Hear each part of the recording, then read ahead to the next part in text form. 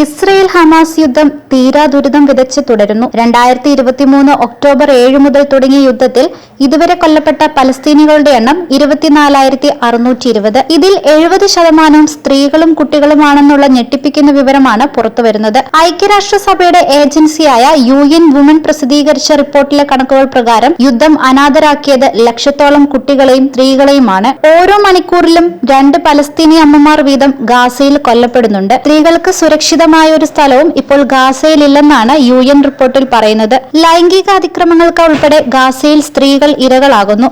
ഭക്ഷ്യക്ഷാമം, സുരക്ഷിതത്വമില്ലായ്മ, താമസ സ്ഥലമില്ലായ്മ, ആരോഗ്യ പരിചരണത്തിന്റെ അഭാവം തുടങ്ങിയ അടിയന്തര പ്രാധാന്യമുള്ള വിഷയങ്ങളിൽ ഗാസയിലെ സ്ത്രീകൾക്കും പെൺകുട്ടികൾക്കും ലോകത്തിന്റെ പിന്തുണയും സഹായവും വേണമെന്നും റിപ്പോർട്ടിൽ പറയുന്നുണ്ട്. ഏകദേശം 20 ലക്ഷത്തിനടുത്ത് മനുഷ്യർ ഗാസയിൽ വീടും സുരക്ഷിതത്വവും നഷ്ടപ്പെട്ടവരായുണ്ട്. ഇതിൽ 10 ലക്ഷത്തിനടുത്ത് സ്ത്രീകളും പെൺകുട്ടികളുമാണെന്നത് ഈ പ്രതിസന്ധിയുടെ ആഴം കാണിക്കുന്നു. ഇസ്രയേൽ നടത്തുന്ന യുദ്ധം ഏറ്റവും ഒടുവിലത്തെ കണക്കുപ്രകാരം 3000-ഓളം പുതിയ പലസ്തീനിയൻ വിധവകളെ സൃഷ്ടിച്ചിട്ടുണ്ട്. 10,000-ഓളം കുട്ടികൾക്കാണ് പിതാക്കന്മാരെ നഷ്ടമായിരിക്കുന്നത്. നിരവധി സ്ത്രീ അവകാശ സംഘടനകൾ ഗാസയ്ക്ക് വേണ്ടി പ്രവർത്തിക്കുന്നുണ്ടെങ്കിലും വളരെ ശുഷ്കമായ ഫണ്ടിംഗ് മാത്രമാണ് ഗാസയിൽ എത്തുന്നത്. ഗാസയിലെ കുടുംബഭാരം പേറുന്ന 14,000-ഓളം സ്ത്രീകൾക്ക് പിന്തുണ കൊടുക്കാനും അവർക്ക് ആവശ്യമായ വസ്ത്രങ്ങൾ, ആരോഗ്യ സംരക്ഷണ വസ്തുക്കൾ, കുട്ടികൾക്ക് ആവശ്യമായ കാര്യങ്ങൾ എന്നിവ എത്തിച്ചു കൊടുക്കാനുമായി 6 മാസക്കാലത്തെ ഒരു പദ്ധതി UN വുമൺ ആവിഷ്കരിച്ചിരിക്കുന്നു. ആ പദ്ധതി കൂടി ഭാഗമാക്കിക്കൊണ്ടുള്ള റിപ്പോർട്ടാണ്